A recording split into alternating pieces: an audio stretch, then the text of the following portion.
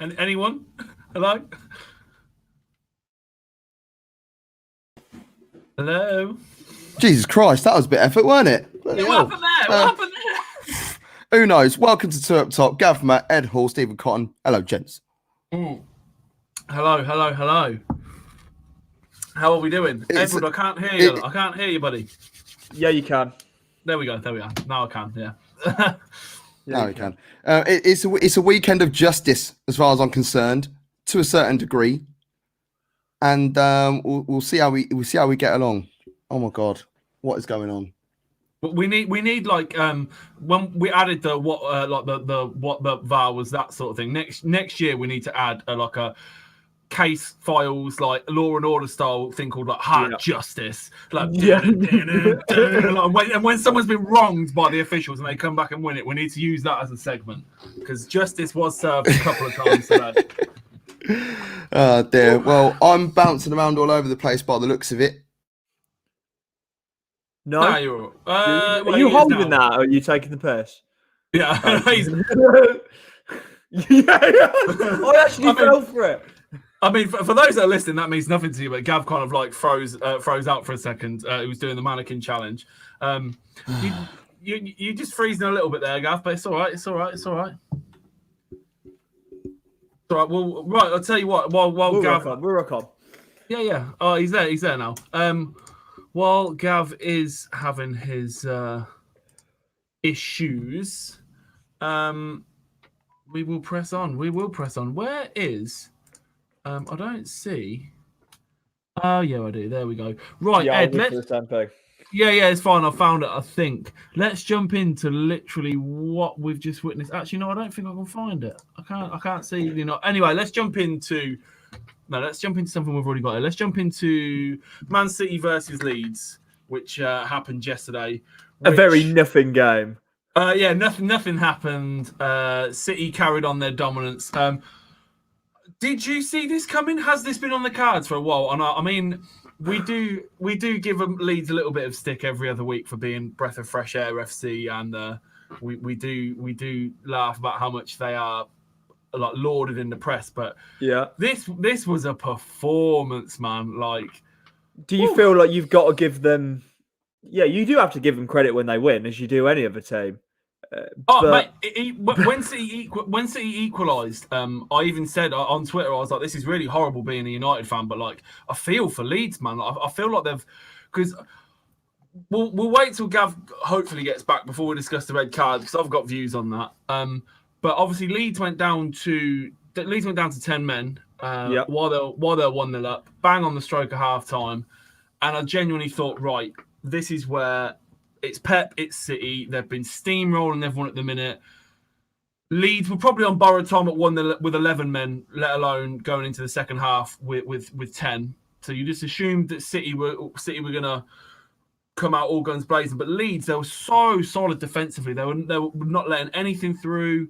They were just soaking up the pressure. I mean, City, you look at the stats and it's honestly like, if you've played Football Manager and they're saying you've been FM'd, it was absolutely disgusting. It was like shots on target, like 784 to Leeds' 2 at the end of the game.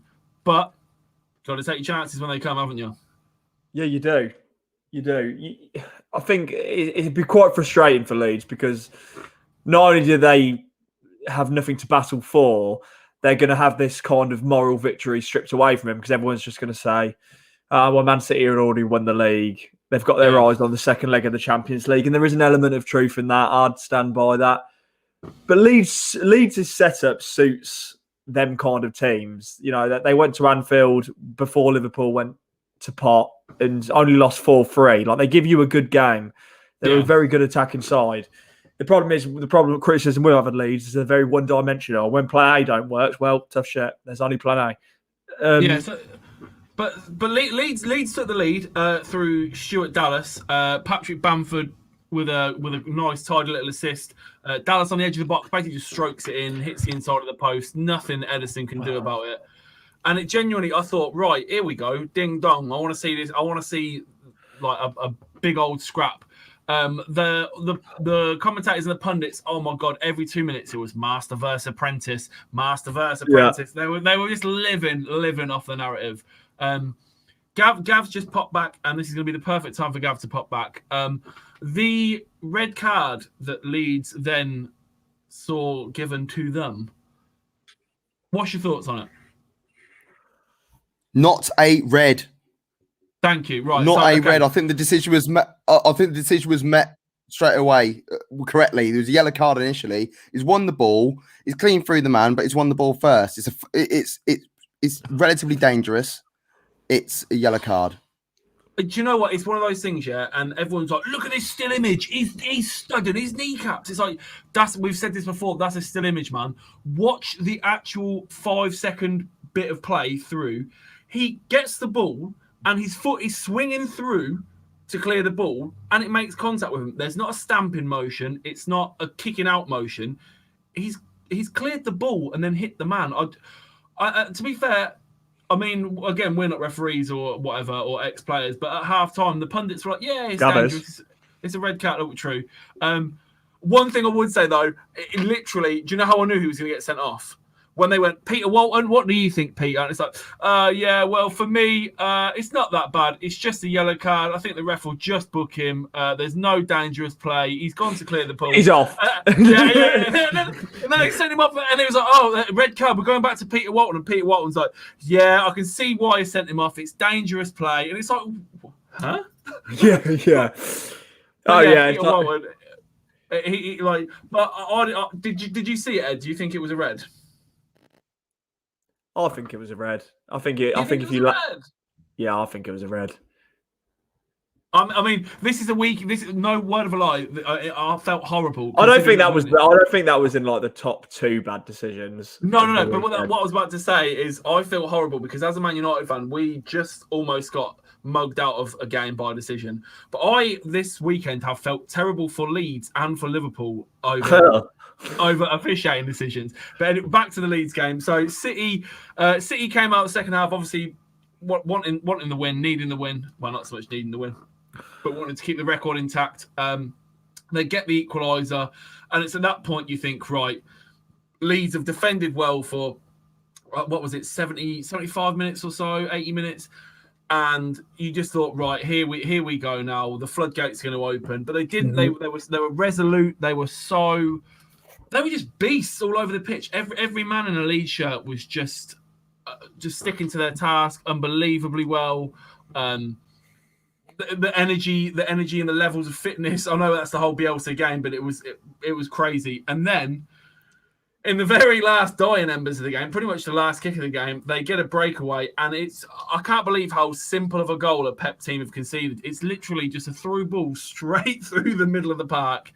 Stuart Dallas is onto it like a flash, Megs Edison, and just absolute limbs. And I know the United fans, and we're not supposed to like Leeds or whatever, but I was quite happy for them. I thought they deserved the win. They definitely deserved something out of the game. Where do you think Leeds finish this season, and what do you think realistically their expectations for next season will be? 8th. Their expectations based upon an average transfer window should also be 8th. That like top 10. Realistically, that team's not good enough as a squad to be even break into the top 6. Never mind the top 4.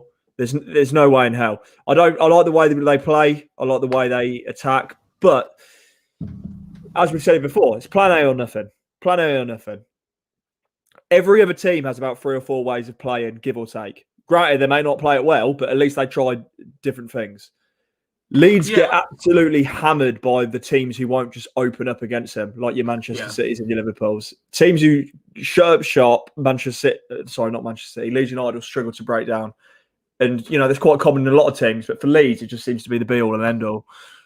One of my friends who's actually a Leeds fan, believe it or not, I have a friend that's a Leeds fan. He said, was talking about how incredible it is. Like, Leeds have a championship squad. And if you think about it, they really do. Like, how many times this season, at the start of the season, did we ridicule Patrick Bamford about his lack of goals in the Premier League and how he's never performed in the Premier League? And you look at some of those players, like Alioski and stuff, they're good squad players, but they're championship players. And he was right. Leeds do have a championship squad, but they are being managed like way above what should be expected of them. And you look at the likes of Villa, how much money Villa have spent, and you look at, I mean, Leeds have spent a bit of money. Don't get me wrong. I'm not saying they've come up and done nothing, like done. They spent 100 mil. Yeah, no, 100%. Rafinha, great find, whatever. But what we're saying is, bar a few standout players, maybe Phillips and Rafinha, it is a championship squad, and they are doing absolute wonders. So obviously, Gav, you got cut off there just as we were talking about the red card. Again, I don't want to harp on about it too much, but I thought it was really harsh. It's one of many VAR discussions we'll have today where you're going to say, what do you want the player to do? Like, he's cleared the ball and then his foot's followed through. Where do you want him to go? How do you expect him to not make? Like I said, there was no stamping motion. It wasn't a kicking motion. It was just a real attempt to play the ball. Full-bodied, hard tackle that you could do in the Championship, in League One and League Two. You could do it all the way down. But as soon as it gets to the top flight, for whatever reason, you're not allowed to do that sort of thing anymore. And it just winds me up. I felt that the decision was right that was brought along in the first place. The foul, it was a foul for me. He's won the ball, I understand that. But I felt that he was reckless. A reckless is a yellow card. It's not excessive force for me. Do you know what it is? We've said this before, right? Do you think that whatever VAR official is saying, check your monitor, do you think that is then instantly putting pressure on the referee going, I think you've made a mistake here, mate? Yeah. Like it definitely is, isn't it? Because there's no way, because instantly when that ref's told to go look at the monitor, that ref now doesn't want to look like a fool and go over there and look at it and go, I don't know what you're talking about, mate. Like, I can clearly see that it's a yellow card, but what are you on about? Like, this is why we need the A-League method. Yeah. Exactly what they do in the A-League. Let's get the whole conversation. Let's get the full thread. Let's see what's going on in the mindset. We want to know. It's like, I want you to go check at that. I'm just not quite sure whether he clipped him or whether he did this or whatever. And it's like, okay, I'm not sure. Let me go have a look myself. And, there was that thing that was going around. It's like, I need to do this, I need to do that so I can sell it. And people are like going, what do you mean? What do you mean? Football is sales. You are going to appease 11 players. Are you going to wind up 11 others? So you have to make sure that every decision that you make is sold in the right way possible. Every single decision. Because if you don't sell it, they're going to be harping on your back. If it's a throw in this way and you just put a half a palm like, I'm not sure, they're going to be on your back. So you have to be brave and bang straight out there. So it's a throw in this way, and then it's going to be a lot more believable, isn't it? So, yeah. What are your? We're just finishing off on this game. How do you think Leeds have done this season? And Brilliantly. What do you think their expectations for next season should be? Do they build on this, or is it a case of they do just consolidate being in the Prem, be happy to be in and around the big boys again? I mean, I'm not saying Leeds aren't big boys, but you know what I mean. Are they happy to just kind of Leeds historically are big boys, but they've not been in the Premier League for 17 years. So this is a new entity for them. Chat again. I know. No, I think for next season, wherever they finish next season, try and come one position higher. I think. And to be honest, I think what will be going around at the club will be a case of, let's just make sure we're safe first. Let's get to the 40 points and then we'll build on it. And this is why you see teams like Leicester, that's why they did well. That's why Villa are doing well. And that's why there's a number of teams that have done it over the last few years that have been like, right, okay, let's just get to that 40 points and then whatever happens. West Ham this year, their expectations straight away would have been, let's get to 40 points and then see what happens after. Yeah. I mean, that's the thing with Leeds as well. Like, we like I said, we all joke and jest about the whole breath of fresh air FC. But listen, Sheffield United did well with their first season. Look what happened the next season with a championship squad. Yeah. The last thing Leeds want is do well this season, and then everyone's figured out what your style of play is next season, and then just. Well, that's the joy of Leeds United. They don't have a style of play, a set style of play, to be honest. So it's still going to be like a relatively new entity anyway. So yeah, I think they should just crack on. I don't think it'll be Bielsa. I don't think it'll be Bielsa who takes them further. I think Bielsa's going to sign a new contract. No, regardless of whether he signs the contract or not, I don't think he'll be the one to take them further. Bielsa for Spurs? I don't necessarily know he's going to go to another club. I just think that he'll solidify Leeds' return back to the Premier League, and then that's as far as he'll take him. I don't see Bielsa. I don't have much experience with Bielsa aside from his Leeds career, and he hasn't showed me anything different from championships, 2 championship runs, and this Premier League run. Not that I'm smacking on it, but it's been the same way for 3 years. And I like Bielsa. I like Bielsa, but I generally don't think that you're going to see more than that with what he's doing. Surely you can't. Well, remains to be seen. Right, Gav, where are we going next? Well, I was this game number 1. My laptop decided to update itself. Oh, okay. As we open, so we're on the iPad at the moment, and this is why I look like okay, like an 85-year-old person. I've got the access for it. It looks like those 85-year-old people that get their Facebook for the first time, and they put their glasses. Where are my glasses? They do the old. Here's my new profile picture. Let me just see the old. I see what you. I see what this is my new profile picture, and then I'm going to get a fleece with a dog on it. Whoa! You calm down about that. Northampton Market Square special. Market finest. And if it's not got the wolf howling at the moon, it's got like a Native American Indian on it with like dream catches and stuff. But, oh dear. Bad boy fleeces. Right, so let's talk about West Ham. Sex, baby. Okay. Let's talk about sex, baby. West Ham European tour. We're all going on a European tour, and they're gonna love it as well. And they just keep They just keep going above the odds as well. Have you seen their form recently in their last 15 games? Oh, it's a madness. They've only lost to United. They've lost to United and City, and the rest of it is either draws or just wins. It's absolutely. Yeah. I do have a question for you both, though, and I did ask this on Twitter earlier. If West Ham get into Europe, what does Mark Noble do? Well, he's staying for another year. He's retiring next season. Mr. Brexit, he ain't going to want to go. He ain't going to want to be part of Europe. Like, he doesn't want. You make a very fair point there. He don't want nothing to do with that. I was thinking he's going to try and sign for another year. I was like, no, he's already got that. He's blessed. No, he's going to do a Dennis Bergkamp. And just play at home. That's what I don't take flights, mate. No, I don't take flights. Catch flights, not feelings. Mate, this game, Jesse Lingard again, like Messi Lingardinho. It's literally got to that point now where you don't even question it. Like that ball dropped him. The first goal is an absolute peach of like a half-struck volley, and it just floated in. But like, you didn't even second guess it when the ball dropped him and he hit it. I was like, that's going in, and then it just like nestles in the back of the net, and it was like, what is happening with this guy? Like, is he really this good, or? I'm scared. He looks like a brand new player. And the worst thing about it, even if he wanted to go back to United, he couldn't, because who's he going to play in front of?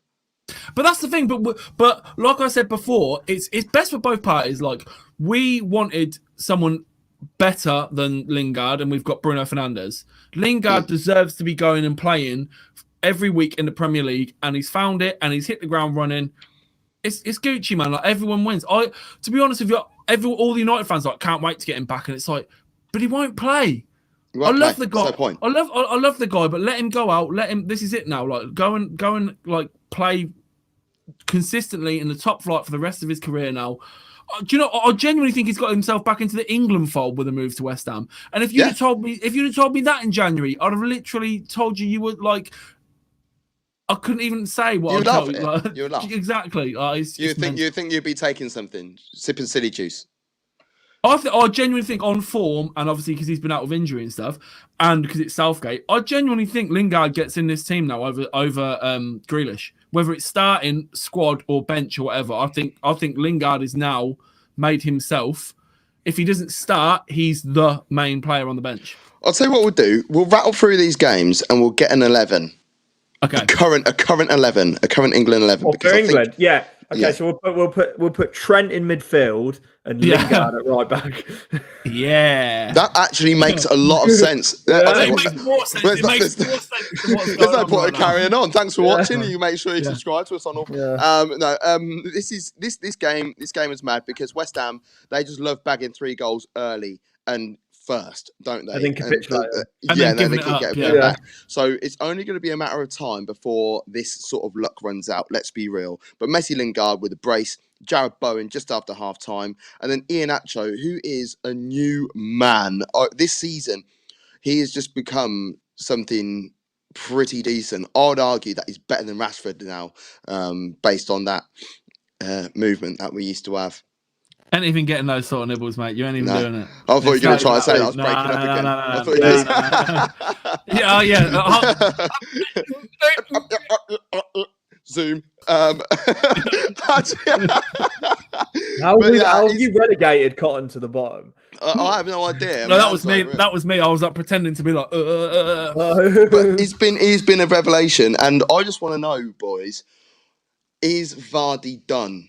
Yeah, I said this at the start of the season. I don't know what's. It doesn't matter. I said this at the start of the season, man. Like he had like.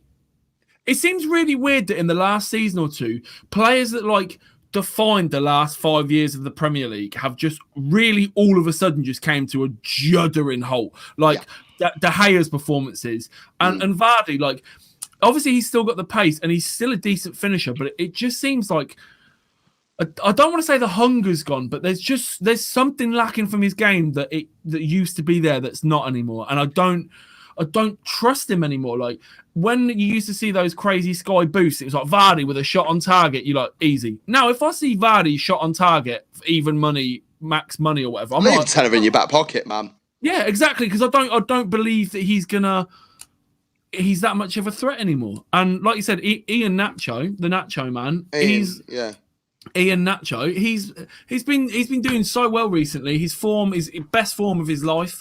He's getting in the right places, in the right areas. It is happy to have a shot with his left foot, right foot. He actually looks like a complete forward at the moment. I think the confidence in his finishing is the main thing that's changed this season. Like the shots he's taken on now, he might not have taken on before, but now he's got 5, 6, 7, 8, 9 goals in his last however many games. He's taking on those shots. He wants to beat that man. Like even one of the goals in this game, he's hit it from outside the box.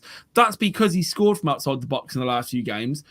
He wouldn't have taken that shot on 6 months ago. Like he wouldn't have thought, I'm just going to dig the keeper from here. He'd have wanted a goal so badly that he'd have tried to get into the box, or he'd have given gone to get into the box. But now the confidence is sky high, and he looks quality. But obviously, don't want to gloss past it. But Lingard got a second goal as well, and he was very instrumental in the third. Like he's very instrumental. Yeah, so he's not just scoring a goal or two here or there. He's literally just running games, and it's really hard to wrap your head around. Yeah. Right. So, in regards to Europe and everything that's happened last year, first question: are Leicester gonna shag it again? Yeah. Yes. Yep. And who to whose expense? What will the top 4 be? It'll be United, City, Chelsea, West Ham, maybe. Chelsea will squeeze back in. Chelsea are just on a crazy run at the minute. They're on great form. Chelsea looked like they were at the start of something, didn't they? Like I watched them play football and I thought there's a bit of finesse to them. But you look at Leicester and like they did it last season. It's not even like they've done it before. They did it last season. They spent the whole last season in the top 4 until the final week. Yeah, literally. And then, but yeah, I can definitely see that. But they're in the cup still. They're in the FA Cup. They can still do bits there. But I don't know. I love watching them playing the Brendan Rodgers, but I think they've kind of not hit a ceiling that they can't get any better. But they have stagnated for the last few months. Like they've hit a level and then they can't get past it. Like getting bad injuries though. I think they have. They have the same players out each year, so maybe you can criticise them for not anticipating this, especially with the fixture congestion we've got. But I'll give them some credit because so many players across every single team just look flat. They look shallow. They look like they've got nothing left in the tank, and I think we do need a break. But it's not like we've got a European Championship coming up as soon as the season ends. I'd say an over-reliance on Vardy because until Ian Nacho stepped up in the last few months, if Vardy wasn't scoring, it had to be Maddison. And Maddison's had his injury problems. Maddison has drifted in and out of form. So if it wasn't Vardy and it wasn't Maddison, then it really was, all right, Barnes chipping in here and there. but it was a case of who's stepping up. And they've got a really good squad. Like everybody wants Ndidi. Like I don't care who your squad is in the Premier League. Ndidi walks in as your CDM. Other than Fabinho, I will actually change that. But other than Fabinho, Ndidi walks into any team as a CDM. They've got quality across the board. They've got Fofana. They've got Soyuncu. They've got Schmeichel. That's a crazy back three triangle. That's nothing to be sniffed at. Soyuncu was missing again today as well, which is sad. Because like. I still can't get over the fact that he is in his early 20s. It's crazy, isn't it? So wait, what's Fofana, like 14? Fofana, I think he did his... Oh, no, Sats got delayed because of COVID. Oh, so yeah, he's doing his GCSEs. No, yeah, on a level, though, Fofana is 19 years old. And he's ready to play. But Saliba is not ready, even though they partnered each other last season. But that's a different story. And forwards we move. But so Leicester are falling out, and West Ham, are they going to be playing in the Europa League or Conference League? Dropping out completely. Oh God, I forgot we've got that coming up. I'm worried about it because I feel that Arsenal are going to be a fixture in that place next season. Surely, if you're in that competition, your whole season's over. Surely, the Europa League's bad enough. It is literally you can't even play fringe players in that, as far as I'm concerned. I don't want to sound elitist, but I am. Arsenal have been playing in the top, top tier of Europe from 1998 up until 2017, and then playing in the second tier for the last couple of years. Can't be dropping down to a third. Sorry. I love that 2017, then you said the last couple of years. Yeah, like the last 4 or 5. Yeah, it doesn't sound as long ago. It sounds like it's just a season that way. That's like, you know when you get in and you've just realised you spent £100 on a night out on beers. You're like, I spent like 10, 20 quid. Nothing major. I had a few pints. I had a few pints. I took my card out. Yeah. But anyway, let's move because there's still quite a few games that we need to rattle through, and all my pissing around at the beginning has put us a bit behind, innit? So apologies for that. Sorry, wasn't that wasn't you last in it when Real Madrid first won the Champions League of that treble winning? Was that the first season they won it? When was you last in it? Arsenal. No, because that year was the year season. Because wasn't the year. The year Real Madrid won their first, wasn't that the Arsenal Atletico Europa League? Well, I know Europa League. Barcelona won 15-16 or 14-15. Yeah, Arsenal did that in 2018. Yeah, that was the first. Final 2019, and then Olympiacos in the last 16 last year. Oh, I thought that. So the first year that Real Madrid won the treble of Champions Leagues in a row, I thought that was. It was before Liverpool. It was because they won the third one against Liverpool in 2019, so it has to be before then. Yeah. So 2019, 2018, 2017. I don't want to talk about winning the Champions League anyway. Ever. ever. Tottenham 1, Manchester United 3. We'll block your ears because I forgot to play this.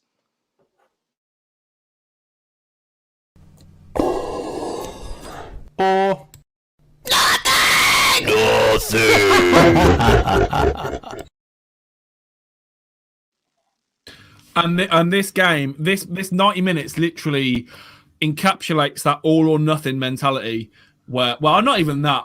That's giving them too much credit to say they had any sort of control in this match. Like, I'm about to blow a gasket about this game, and even though we won, it's still. Well, actually, no. I felt like we did pretty well. First half, we weren't really at it. It was typical United, like go a goal down, then suddenly wake up and want to start playing football. But that's not the story of the first half, is it? What's the story of the first and the first half was a case of Man United should have taken the lead. Let's be real. It was a beautiful move. McTominay, as far as I was concerned, shrugged off Son, and the through ball to Cavani, first time hit on his wrong peg. Glorious. It's gone to VAR. My head's gone. Absolute head's gone. But then I reminded myself of a moment that happened in, I think it was April 2003, when a certain manager of Manchester United feigned an injury and had Sol Campbell sent off.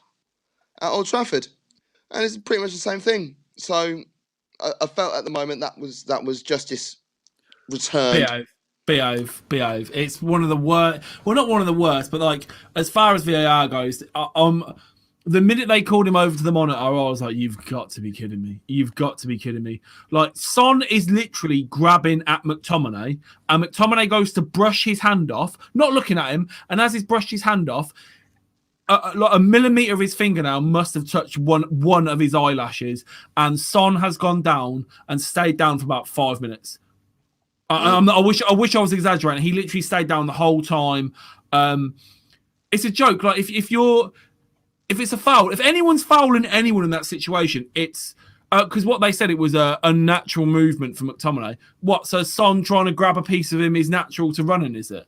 Yeah. I know all the pundits at halftime said the same thing, that football's gone, and if that's a foul, then whatever. But genuinely, if that is a foul and that's what we're ruling stuff out for, and I would also like to bring up, and I brought this up like when we actually did the show after that game, that West Brom goal where Diagne literally had his hands all over Lindelof's face, yeah? And Gav, you said to me Lindelof just needed to be a little bit stronger there, and it's like, so, and this isn't obviously on you, but with the like the rules and officiating, yeah, it is.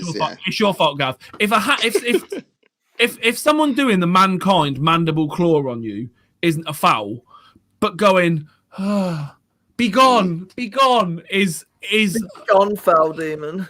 Exactly. If that's enough, Daddy, chill. If that's enough for a goal to be overturned, then literally, what are we doing?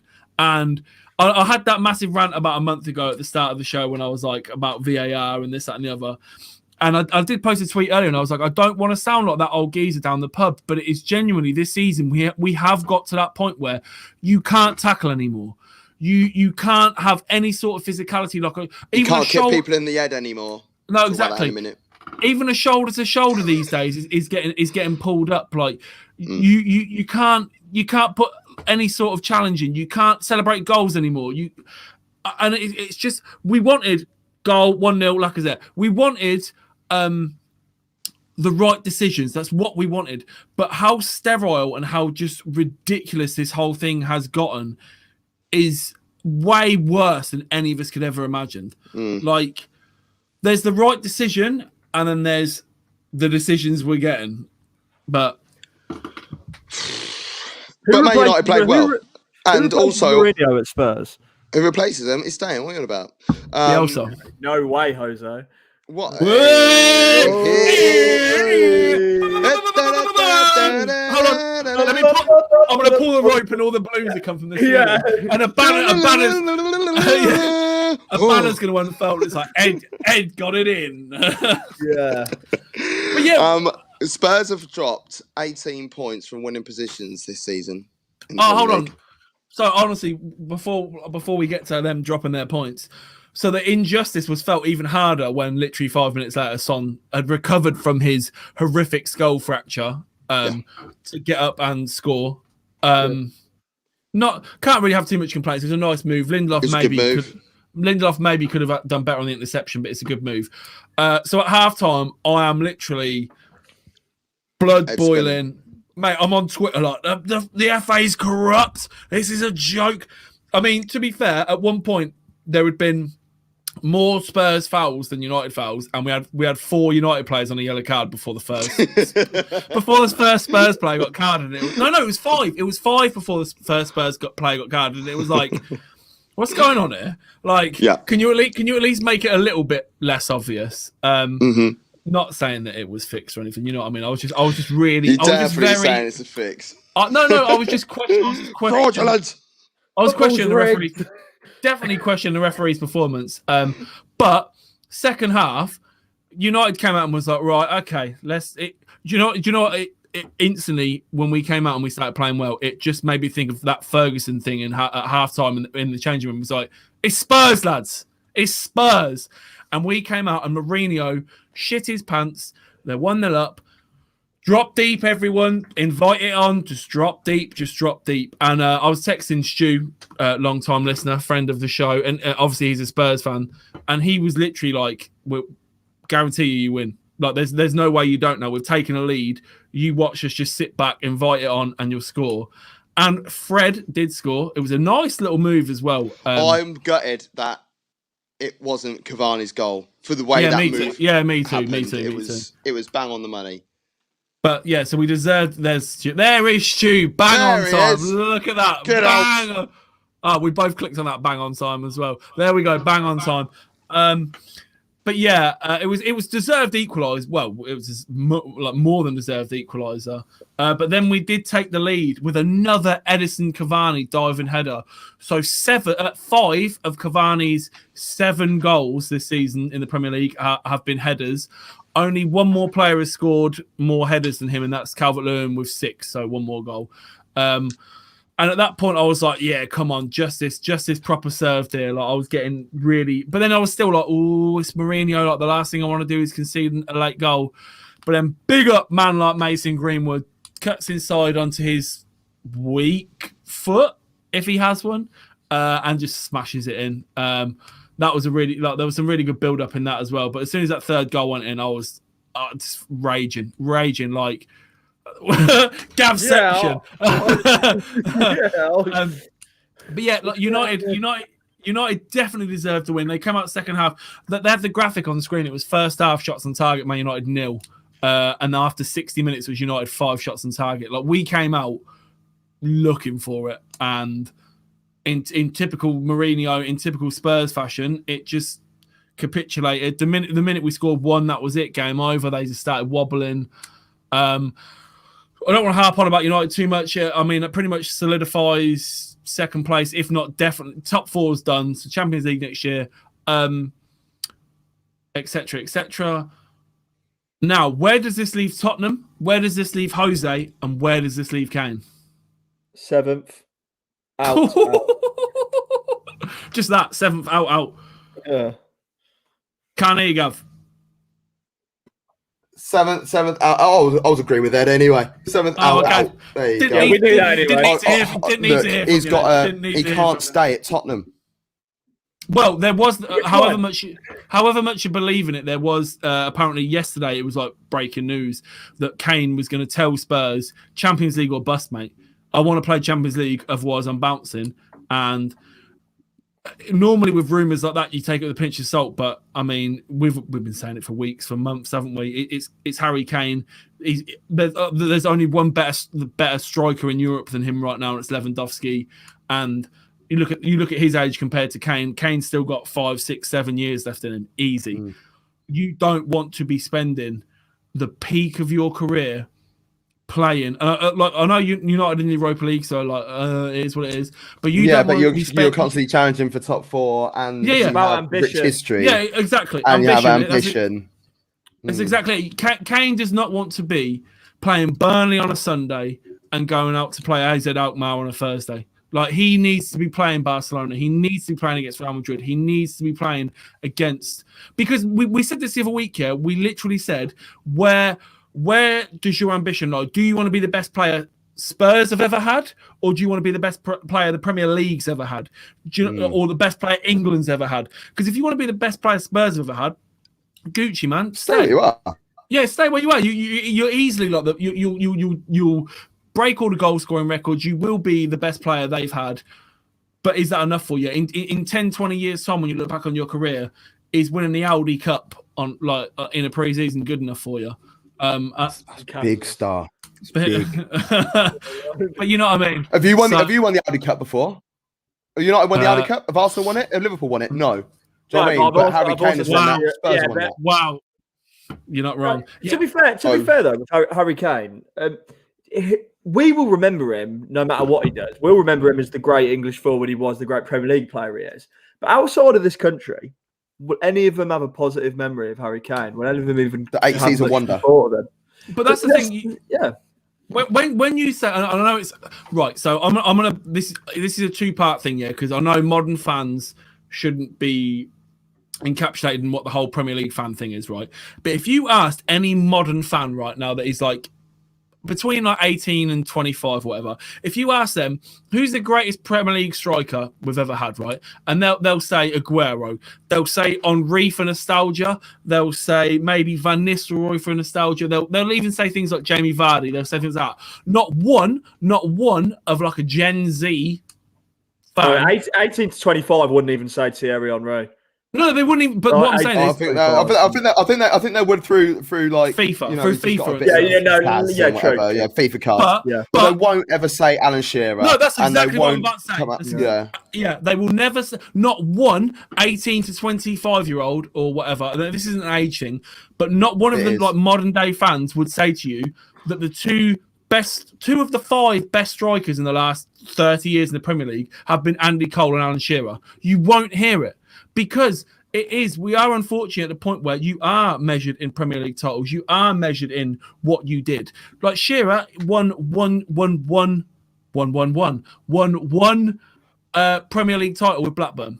Could have gone to United, yeah. Fergie tried to move heaven and earth to get him, yeah. I mean, we dominated the 90s anyway. Imagine what we'd have done with Shearer as well. Probably added a few more Champions Leagues. But he decided, out of pure love for the club, that he wanted to go to Newcastle. How did that work out for him? And that's exactly what this Kane situation will be.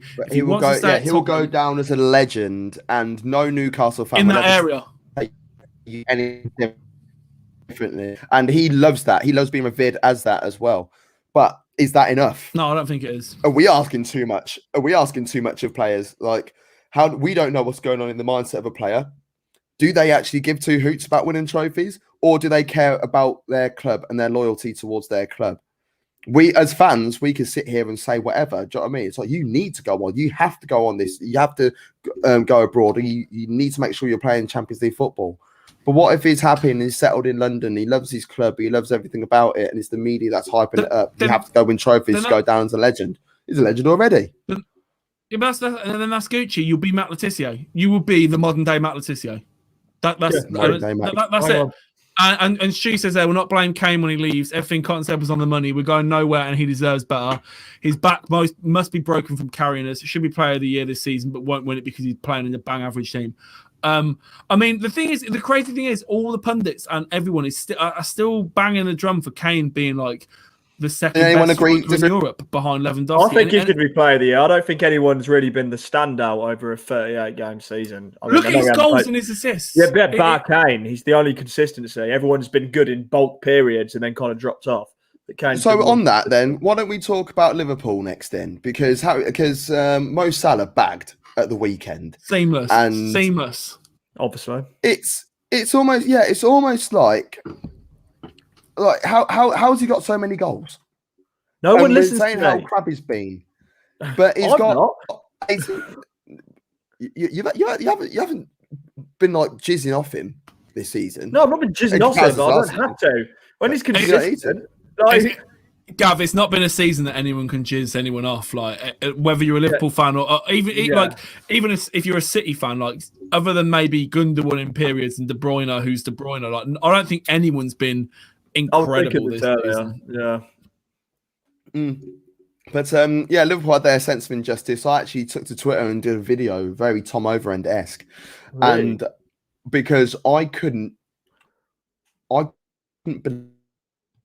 believe what I saw. I was flabbergasted, to put it nicely. And we sit here, we talk about football, we love football and things like that. I'm so glad we've got MAD Sports Network now. And the reason why is because we're doing other things other than football, because I don't really know how much more I can take. And Molo put something in the group we chat in the group anyway, but he's just put something in the chat earlier on about where do we go with VAR. There's a couple more questions that we are across these other games that we need to cover very briefly before I answer that question, or we answer that question, I should say.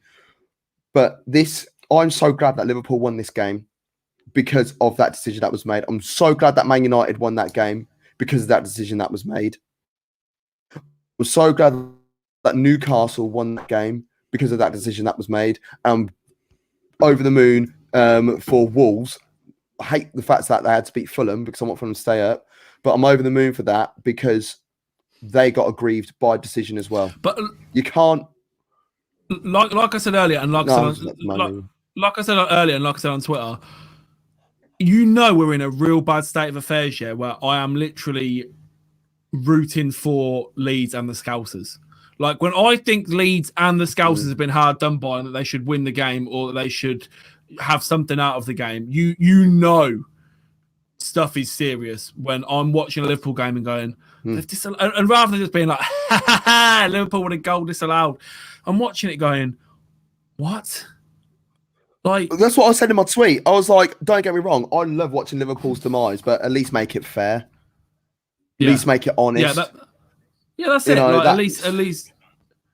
If they have a poor title, like defense, challenge or defense, that's the word I'm looking for. Thank you very much. Yeah. If they have a poor title defense because they've not been playing great football, fair.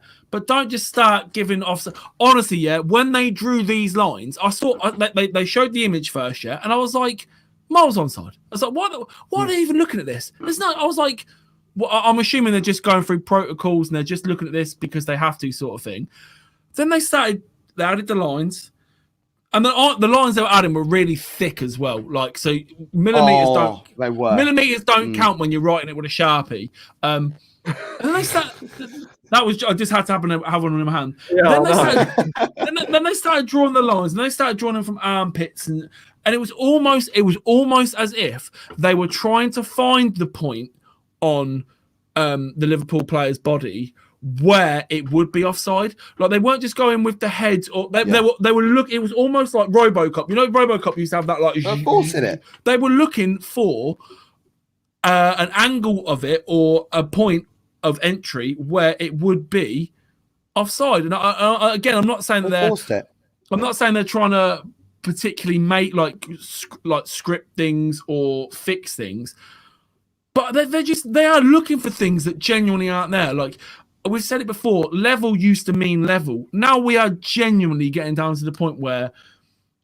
But even where they put, was it Jota? What makes me laugh, Cotton? What makes me laugh, right, is where but it's meant to. That's exactly. That's what I was about to say. That's the new line then. So why is the line coming from the elbow? Exactly. You can't score from your. That's coming from his elbow. That's exactly what I was going to say. Like, now it's not even like we're just making up these awful rules where it's like, okay, it's black and white. This is it. Like, 1 week it's the shoulder, the next week it's the sleeve. Then they even change the rules mid-season to make it this sleeve line or whatever. And now we're not even going by the sleeve line; we're going by the elbow. And it's like, when does this end? Like, we've said before about a grace period or a grace measurement, like you get a few millimeters, this, that, and the other. But then that won't happen, because if you say, all right, you're allowed a 10% whatever, and then they get 11%, like, instead of being 1 centimeter, it's 1.01 centimeters. People are like, oh, well, you're just being pedantic now for 0.1 of a millimeter. Yeah. And it's like, where do we genuinely go now? Because this has been the most and you know what? Yeah. If you go back, if you're a long time listener, watcher, I'm talking about early days when we first started doing this. I was so for VAR, man. I was like, look how they do it in other leagues. It's only gonna add value. It's very anti. Yeah, but I was like, it's only going to add to the Premier League. Like, look how they do it well in other leagues. This happens, and they brought it in, and I just can't remember a game week in the last 3 years that hasn't had a terrible decision. Like, or. That's the thing, because what happens with England and the Premier League, but I'll go more with the fact it's England. What us English like to do is do things differently to everybody else, and we want to almost like be the pioneers of it. From anything and everything, from what's happening, the way that we're trying to operate in the Premier League to frigging COVID vaccines. We are England. We do it like this. That's what we do, and sometimes it'd be good if we actually decided to be like, right, why don't we actually be like the others at the moment? And why don't we take a leaf out of their book? Maybe if we do it the same as them, but then try and do it a little bit better rather than try and do it completely differently. This end of last season was the first time that they were allowed to go to the monitor. And even now, they still don't go to the monitor very often.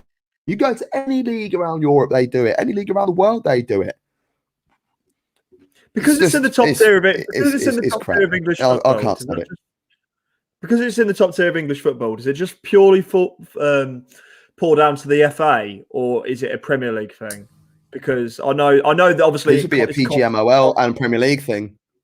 Yeah. Okay. This would go PGMOL and Premier League. It will have nothing to do with the FA. The FA have no involvement in this. Yeah. The only time they would get involved is if it's in the cup competition. Which is a bit scary. Yeah.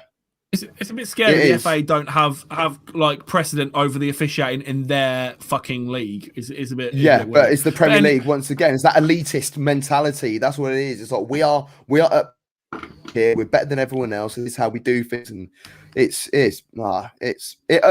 upsetting. It's upsetting. We'll rattle the rest of this game off because there's another decision that we want to talk about, which is similar. What's happened elsewhere. Trent Alexander-Arnold with an absolutely glorious thunderbolt with his he did right foot, didn't he? I was thinking he did it with his he did it from the left hand. He did it from the left hand side. Yeah, but because he scored because he scored from like a left wingy sort of position, cutting inside. Is now the best was meandering. He shouldn't have even been in that position, to be honest. But no, he shouldn't have been. It's fine. No, he had a good game. He had a really good game. Trent is quality, yeah. And my only beef, and I had that thing the other week when I moaned about him because he can't defend you. Literally, he scored that goal.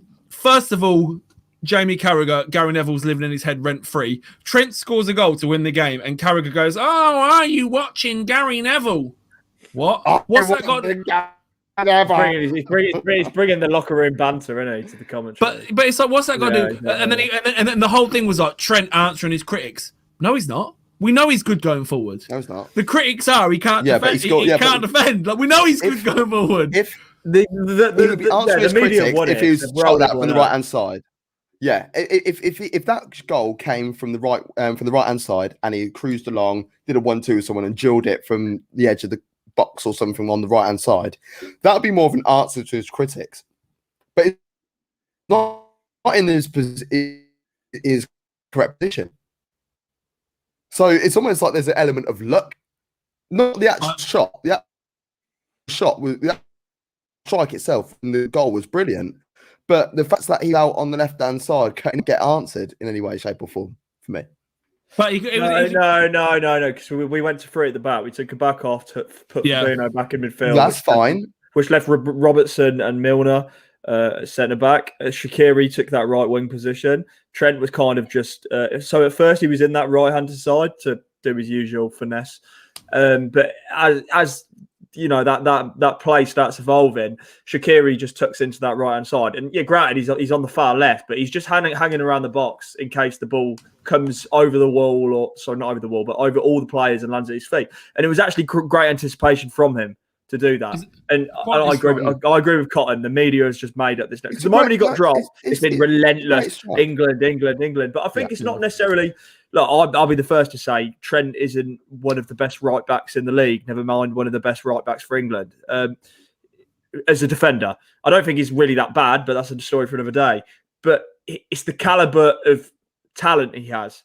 It's the caliber of the actual ability he has. Like, I actually consider Trent, for the age he is and for what he's already achieved and for the stats he's already done, he's in a level way above these England players. Most of them, not all of them, most of them. But I think because he plays at right back, we forget what he's done at such a young age. Yeah, so I've just brought that comment up there from Liam. Liam says, if Trent doesn't go to the Euros, all that shows me is Southgate is there to defend with no tackling intent. Yeah, that's the whole point. That's why he wants Reece James. Well, we know this is happening anyway. He wants Reece James, or he wants. We know it's happening. There's going to be 7 defensive players. So when all the talk of Trent going forward, can he defend? Or when they talk about defenders, like, can they go forward? He doesn't care about defenders going forward, man. He wants we are the most boring, rigid. Look at the internationals we just played in friendlies and qualifiers and stuff in the last month or so. Like they were such dead games, man. Like scrapping out results, playing negative football. He doesn't want his right back meandering all the way up and like taking pot shots and doing attacking stuff. He doesn't want it. So that's why it will be Reece James or Kyle Walker or someone that plays a wing back sort of situation. Just another quick one. Walker will be playing on the right hand. Yeah. So Callum said Klopp needs to put him in midfield. He's too much tackling talent going to waste. I genuinely thought that about a year or two ago they'd have switched Trent to playing like CDM or like a box to box, like they did with That's what he came through as, though, isn't he? Yeah. He's a right back. Like Ox. He's a centre mid. Like when Ox got changed to centre mid because of his pace and his energy. He's not a fullback. He's not naturally anyway. He just became one under Klopp. But if you find it's weird, you find that a lot. A lot of fullbacks will go and play centre mid or vice versa.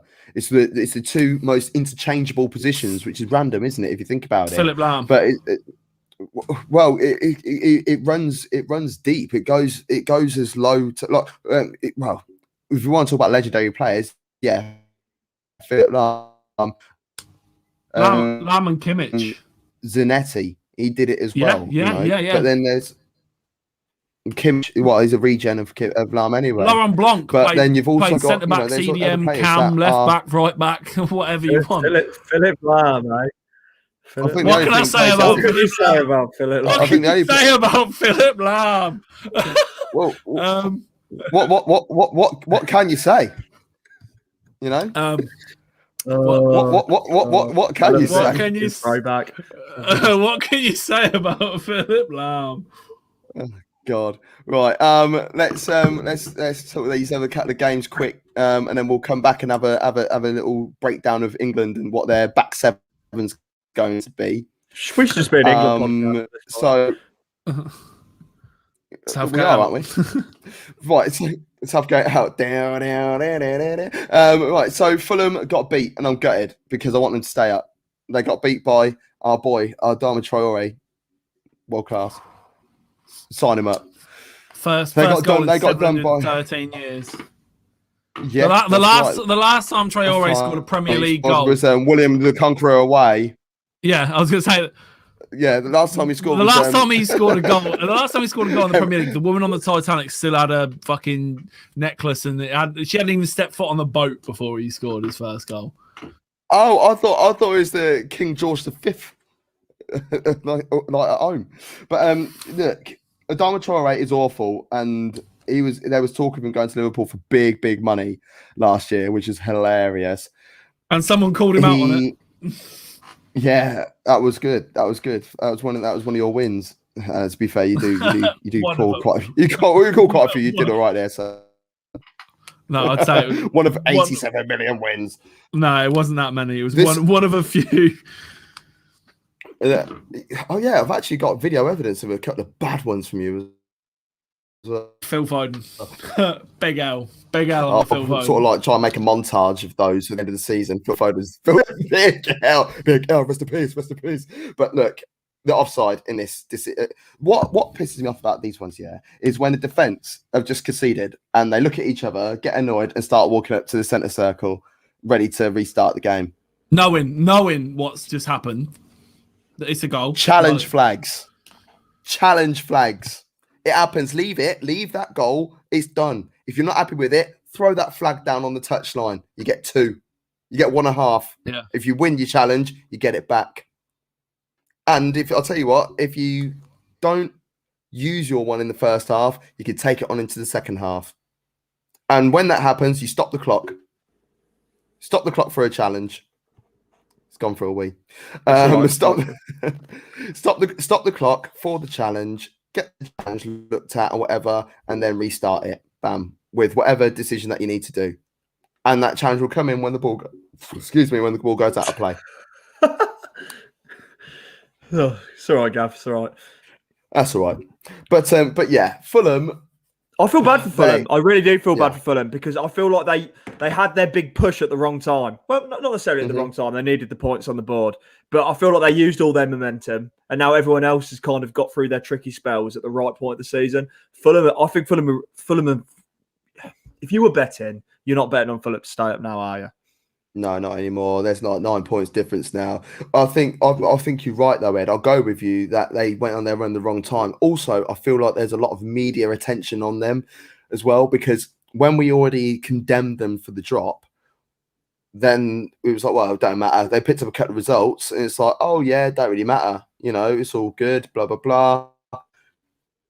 Now we're saying, oh, they might get out of it. They might survive.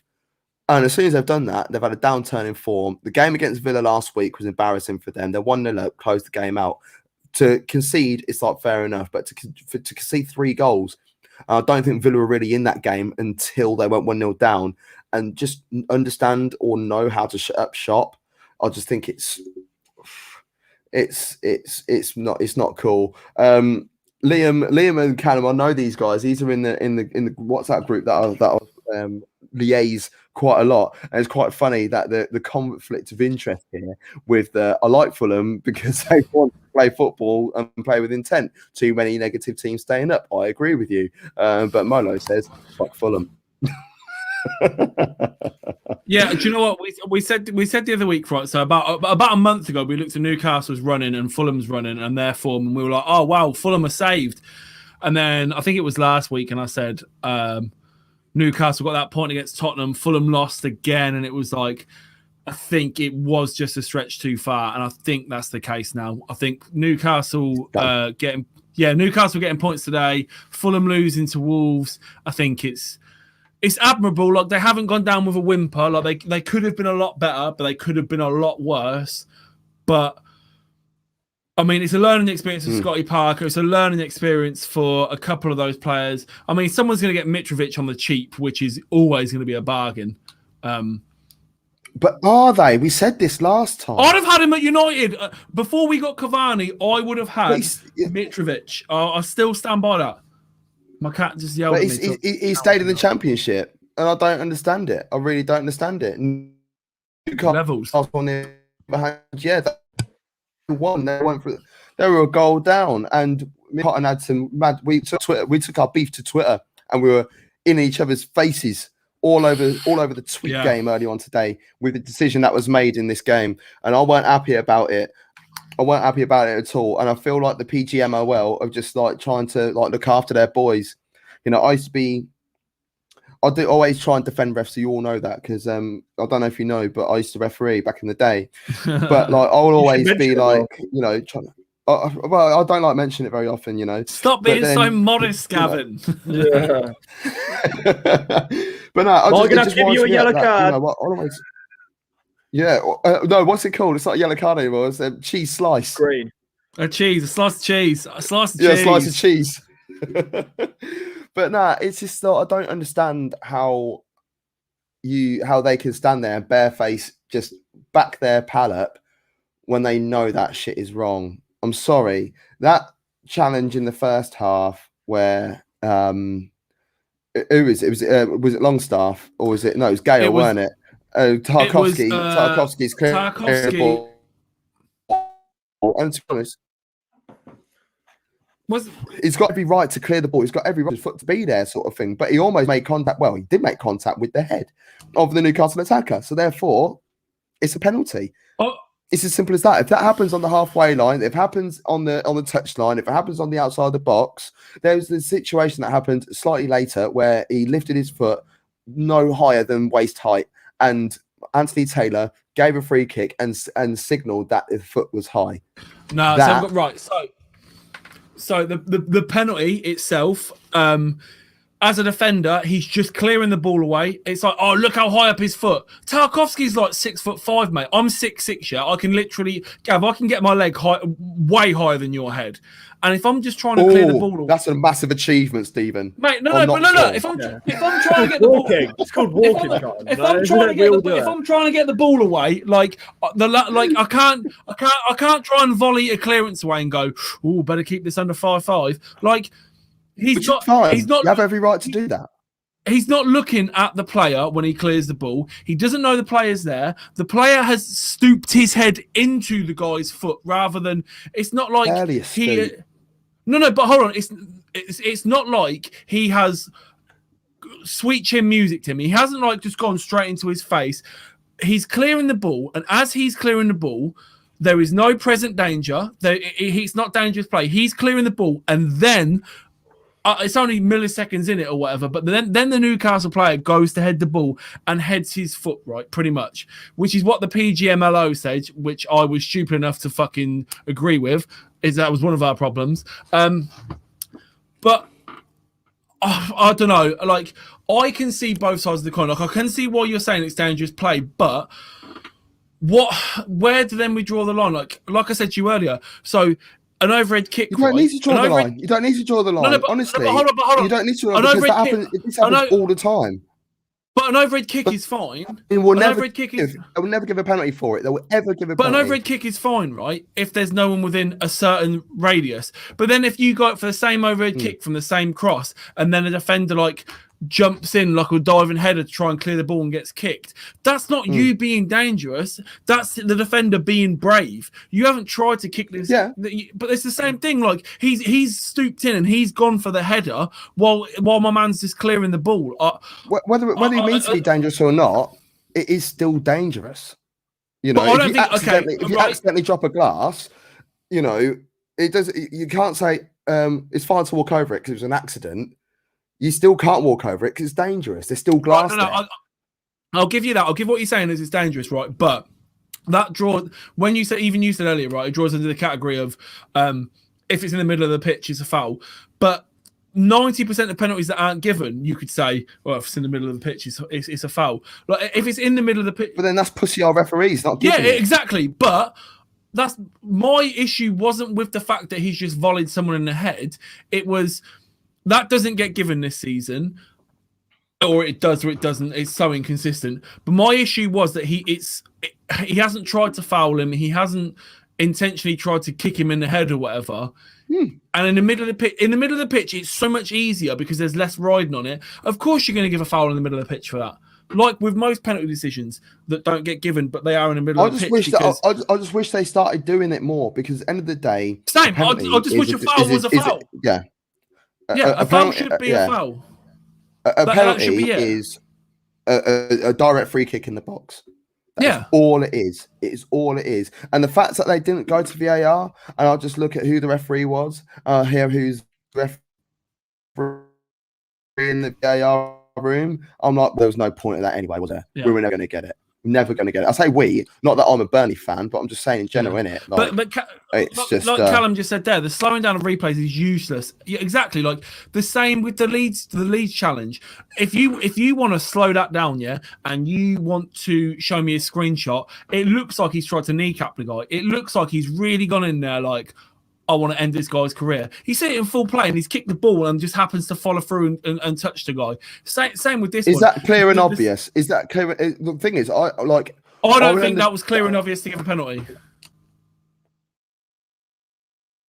Gav is so upset that Gavin's gone silent, which means he agrees with me. I understand. Have a fuck. But like, the Burnley one, the Burnley Newcastle one. The penalty should have been given in the first place. And if it was, there would be no way in hell that they would have overturned that. But justice was served and Newcastle won the game. So I'm cool with that. Sam Maximum's a boss as well. Ed, some geezer getting kicked in the head inside the box. What are you saying? Was it a penalty or was it not? I was looking at this again, actually. If he went down like a sack of shit and the player pulled his card out, you would have gave that. I mean, you wouldn't have argued against it. But it would have been unfair considering he's nose bombing him with his head, and it's not like it's not like he's like on the line about to score a goal. It's not like he's going balls deep trying to get that head to the ball. It's right on the edge of the box if I'm remembering correctly, or at least it's on the edge of the 6-yard box, weren't it? Yeah, it's on the edge of the 6-yard box. He's not doing much with that header, so I don't know why he's going full Coltrane on it. Like, exactly. Listen, that's what I'm saying. Like it's. Right, my exact tweet was, it's not dangerous play from the defender. It's a brave header from the attacker. Like if you want to stick your head in there and you want to get yourself in the mix to try and get a goal, and you get kicked or you get knocked or you get hit, head butted or whatever, that's on you because you've been brave and you want to score. Fine, but like I said to you, Gav, if I'm going to start head butting feet, right? Okay. All right, it's not going to work for me because I'm 6'6". But if I was a shorter player, every time the minute someone raises their foot in the box, I'm going to go for a diving header. Because if we're going to start saying your foot was near my face, I'm just going to be like, Yeah, but if he missed the ball and hit the player in the face, I'd say that's a penalty. I would. They didn't. But I don't think it's a penalty based on the fact that he's cleared the ball. If he missed the ball, and yeah, definitely. Of course it is. But because he gets the ball, it's just brave defending. Who was the John Terry one? Was it John Terry and Diaby? Yes. Who volleyed John Terry? Diaby volleyed John Terry, so it was a free kick. It was a Chelsea free kick. It wasn't a penalty. Yeah. It was like we were attacking. Did he get sent off? No, that was in the league house. Hold on. No. John Terry's a cunt. I've just had one of those moments. I was like, wow, Arsenal have scored an absolute carbon copy of their it's a replay. So just ignore me. I was like, wow, that must be a pattern of play they've looked at in training, because that is very similar to the it's in slow motion. Yeah. But yeah, oh god, yeah. Chelsea are back after their abysmal abysmal performance against West Brom. They bounced back against Porto, and then they pumped Palace as well. So Kai Havertz, he was instrumental at the weekend, and I'm really enjoying seeing this guy perform under Tuchel. Who? Which one? Kai Havertz. Oh, okay. Do you know? I'm not gonna lie. Yes, I'm not gonna sit here and be like, whatever. Like, I don't know about that decision. I saw the Havertz goal. I saw the Pulisic goal. Which the Pulisic goal, there's a glitch in the matrix. It's literally the exact same goal he scored against Palace in the reverse fixture. Like the exact same goal. And then it was 2-0 up after 10 minutes, and I was like, I'm gonna watch Dortmund versus Stuttgart. Whoever it was. Stuttgart. Good choice. Stuttgart, yeah. Good choice. So because 3-2, wasn't it? Anyway, it was wild. We'll talk about that on Wednesday at 7 p.m. There you go. As soon as I saw Chelsea go 2-0 up against a Palace team managed by Roy Hodgson, I was like, right, what else are we doing with the evening? Like, what else can I do other than watch Chelsea just absolutely slap? Like, it is what it is. Big up to Sean though, because Sean, one of my friends, long time listener, viewer, whatever. His favourite bet come in, which was both teams to score a header, which is like 14-1 or something, and he puts it on every game. He puts it on like every game, and like, obviously Zuma scored a nice header. Benteke scored a nice header. No, I've got this crazy stat about Benteke. That's the first home goal he scored this season? No, it's way, way, way worse than that. You two talk amongst yourselves while I quickly find this. So, Ed, what are you up to? Crying. I'm trying to find appointments to get this 20 times off my forearm. God. I know, 20 times 2021. 21, yeah, exactly. I've got it. Is a 3-goal a season player. He's the best non-goal scoring goal scorer. Gavin, let me prove you wrong, right? 4,347 players have played in the Premier League, right? Only 52 of them have scored more goals in it than Christian Benteke. That's crazy. He was actually sick at Villa though. He bagged. Yeah, he was. But I mean, that's a wild stat. He did bag a few at Liverpool as well, just not as often. He went as for like 20. He went for like 27, 28 million. He scored that wild overhead kick against United when the game was already done. But that was in the same game that that Martial found his inner Thierry Henry. Oh, for that one time. I don't want to talk about that. For that one time. Welcome to the Premier League. That's his. Anthony Martial. It's live. Fuck off. It does. Well, you know. The Croydon De Bruyne. Yeah. Well, he's on fire, and there's fires in. Oh no! What was it? It was awful. Oh my god! I was thinking of this the other day. On that show, I called him up on it, didn't I? And it was that was it. He was like, that was it. I've got it. He was like, and he was raised in this area of London, and he really raised there to win that header. And like you could hear, even as he was saying it, he had no conviction in it. He was genuinely like cringing himself. He was like, I shouldn't have said this. Sorry, guys. Oh God! Right, last couple minutes. Let's get this England team together then, for a laugh. Right, so okay. Again. Go on then. The reason why is because a man has sort of like rose to prominence all of a sudden. That's Messi Lingard, and he is a shoo-in as far as I'm concerned for the 23. But does he start quickly? I did. Well, let's go from front to. Let's go from back to front, right? And I completely forgot to speak about this when we were covering this certain game. But my goalkeeper, is the player who I genuinely thought had man of the match today in a certain game. Dean Henderson is not English. Behave. He's been in England long enough that he can actually qualify. Dean Henderson. In the game today was unreal. His communication, you could literally hear it from the TV. He was Manuel Neuer-esque at times, right? When a through ball came through it and it got beyond Maguire and Kane was onto it, and I was like, "Oh, it's a goal!" And he was there. Hendo was just there straight away to clear it. He made some great saves with his feet.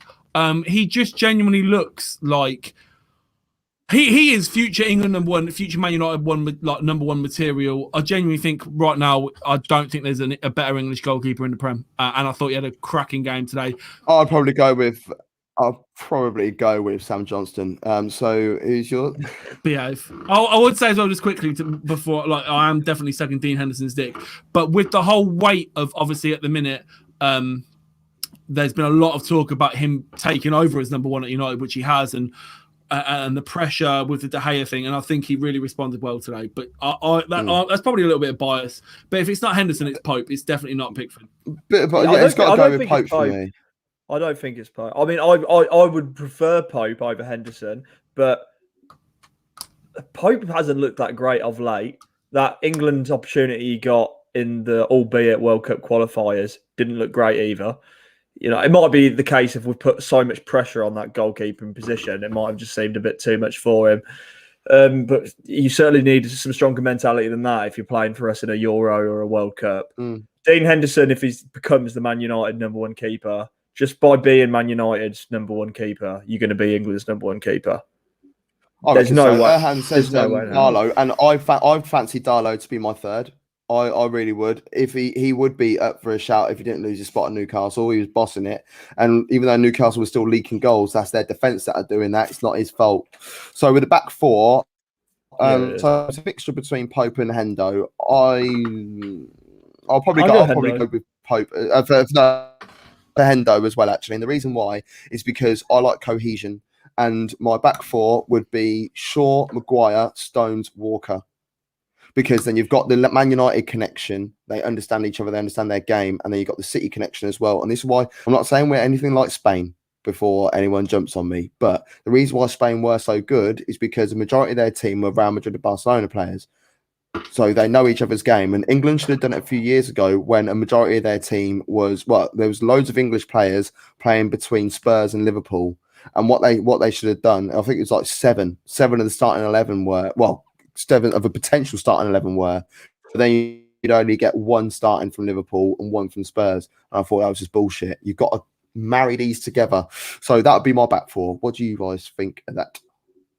I don't think I'm far off. I think it's definitely Shaw on this season's form. Shaw, Maguire, Stones. I think it might be Walker. But if we're saying a flat back four, it'd be Walker because I think he's out of all the right backs, he is the most. He's maybe not the most defensively sound or the most attacking like Trent is, but as the balance of the two, he's probably got it more balanced than any of them. So if we were going to go back four, he also has that experience as well, doesn't he? He's 28, 29. Yeah, if we were going to go back four, I would play Walker right back. I mean, like it's again we're talking about modern fans where they're like, oh, Walker right back, like. Bro, you do know that he was a right back for like 10 years. It's only because Pep wanted to play him at centre back in the last year or so. Like he is a right back. Reece James is maybe in there, maybe. Don't make me lyrical about Reece James. We all know how much I feel of him, But I think it's a tournament too soon. Yeah, I was going to say the experience. It's the experience of Walker. Like, do you want to win the Euros or do you want to have a good showing at the Euros? I mean, that's the difference, I think, between picking those two players. Ed, what's your bet for? Luke Shaw, John Stones, Harry Maguire, and Philip Lahm. No, I'd go with Carl Walker as well. Carl Walker would be my number one. What can you say about Philip? And I'll be honest with you, I'll put my neck on the line here, and people say because I'm a Liverpool fan, if we're not able to break down teams in a certain way, I'd bring Trent because Trent is actually world class in that department. Yeah, so Trent's on the plane for me. He's on the coach because most of the games are over here, isn't they? But he's on the coach. Yeah, he's on the stagecoach, number 7. He's on the stagecoach. Yeah, the mega bus, the X4. It's got Wi-Fi now. To be fair, free Wi-Fi and leather seats these days. Isn't it? I know. us bus wankers living the dream. I might chin the car off. But like, so then everyone's fit, by the way.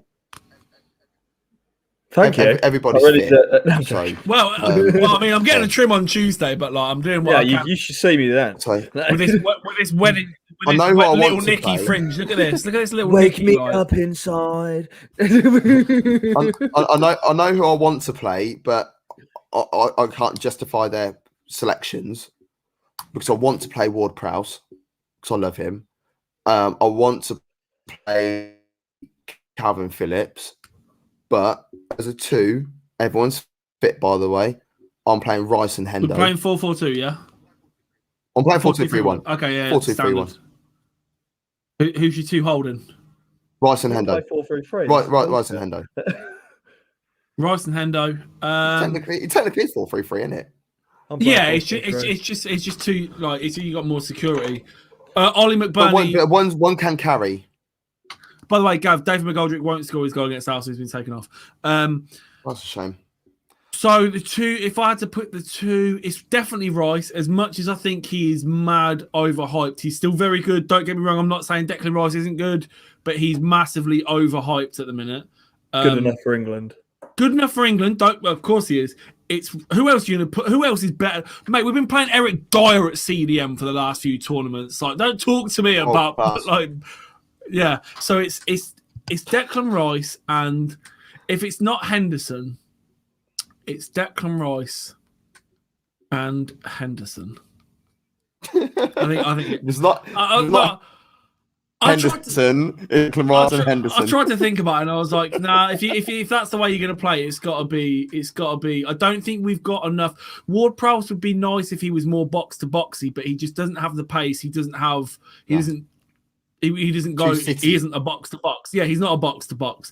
If there was someone like him that was a box to box that genuinely had that range of passing, and you could trust to come back and track back and defend as well, we'd be on easy street and we would genuinely be laughing. But I think we're lacking it a little bit. So I think Hendo and Rice in the 2 is the one. Edward? I'm going to go with a midfield of Declan Rice, and then I'm going to have Jordan Henderson and Jack Grealish in the midfield. And you're probably feeling that there's an exclusion of a Phil Foden, but I'd like to put him in my front row. Chris from TGP and 4M1T, absolute legend of a bloke, and I want to stick with him as well. 0-0-10 with Calvin and Kane, Wilson, Lingard, Foden, Madison, Mount, Watkins, Sancho, and Rashford. Fuck it, yo, live one. I can't agree with that. Where's Bellingham? Where's everyone else? Oh, no, because he would play in midfield, wouldn't he? So that would have to be a 0-1-9. Oh, okay. So Bellingham doesn't get on the plane. Right, wingers. What we saying? Left wing. Who's playing left wing? So this is my dexterity. Yeah. So I'm sticking Grealish out there. Grealish out wide. I don't like that. I don't like that. Who? All right, Gav. Who's your right wing? Yeah, give us your left wing and your right wing, and then we'll do ours.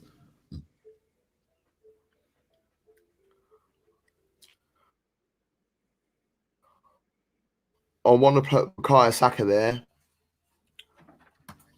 and then I want to play Mason Mount,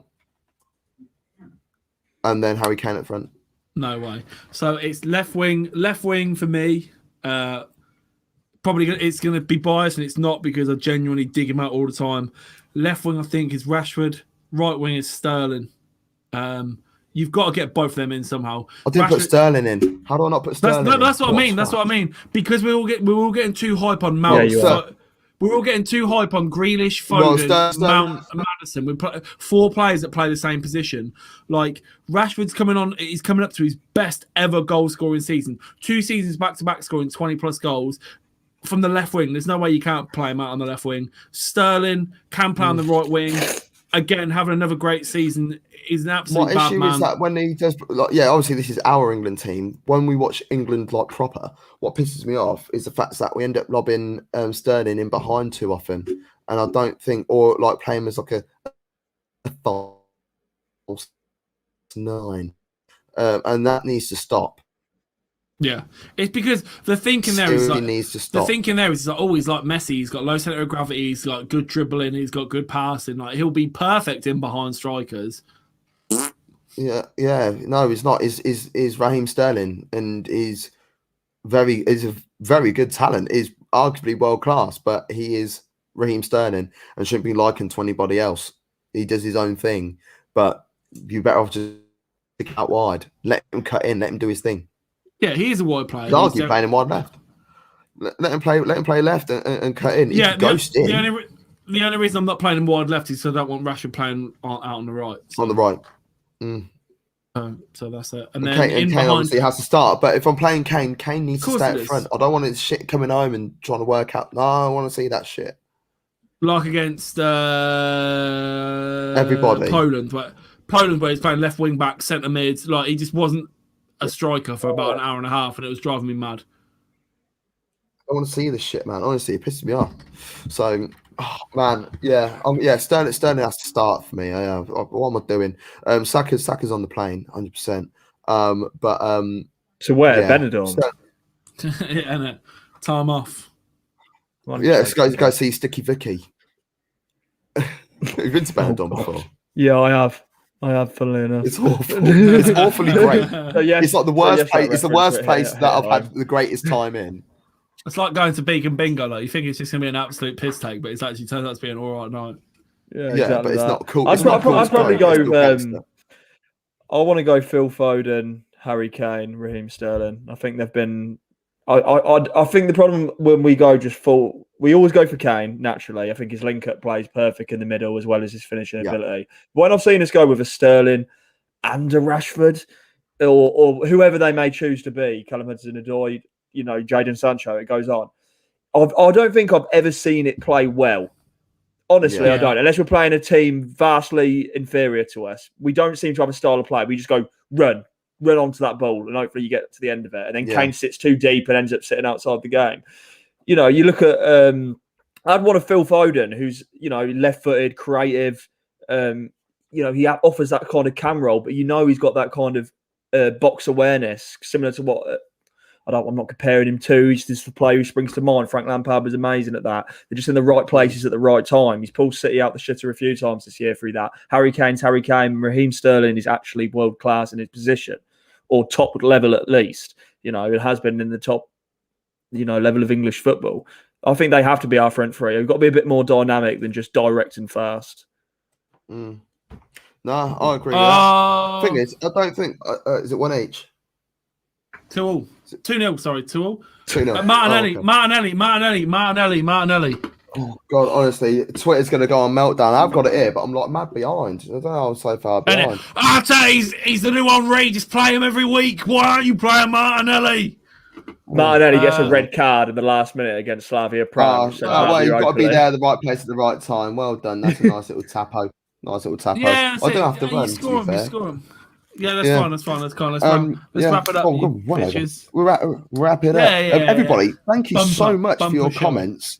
Thank you so much for all your comments. It's been wonderful across all social media platforms at Top Football, as you can find us, as you know, Gav Mack, Ed Hall, and Stephen Cotton. Ed doesn't have any Twitter presence, but you can find Cotton on Twitter. And you can find you don't want to happen today, Jesus. If What is you wrong know with what this Man United man? fans go to Meltdown, please follow Cotton on Twitter because it's brilliant. Although, to be fair, if you're planning on watching the second night of WrestleMania tonight, it'll be definitely worth a follow because I'm very active on there Did during you the say wrestling. second night of WrestleMania? Yeah. So it's they're on split in tonight, two. They're split in two because it's just there's too much to fit on to one card. So rather than having an 8-hour show, they just dip 2 4-4s. Oh, that's Mate, can I just say, not even football related, like, and obviously you guys don't like the wrestling. My actual fucking hero, Bad Bunny, last night, had a match. Not even just was like there and like took a few punches, or whatever. Mate, my guy was doing like hurricanranas and like literally doing like moves on people. It was the wildest scene. Like, what's a hurricanrana? It's like when you jump on someone and you put their legs around their head and then you like spin them and flip them while you're in midair. What are we on about?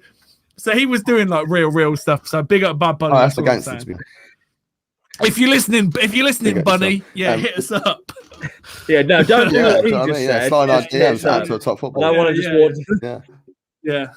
MAD Sports Network are doing a live watch along Valley. for that tonight, starting at midnight, just gone midnight. So tune into that if you wish. Two at the top of back next Sunday. Is that why you got a load of beers?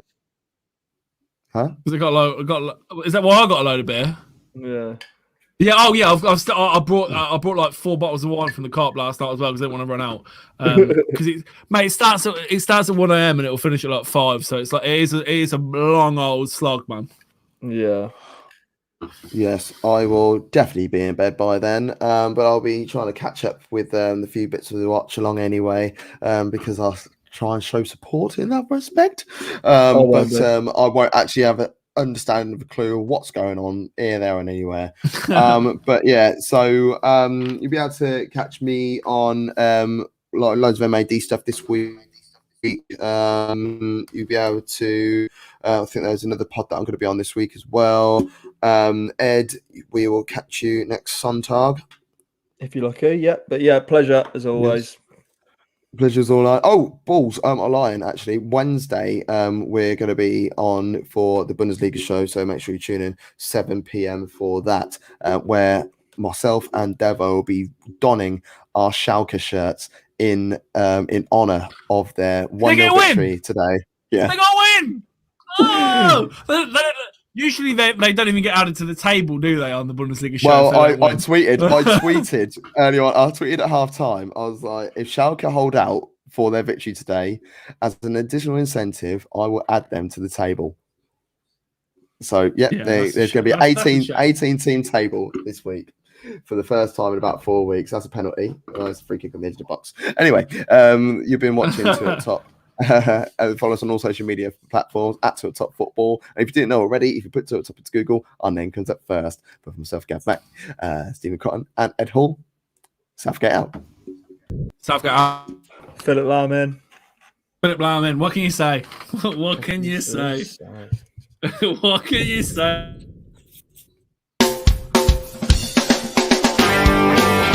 What can you say?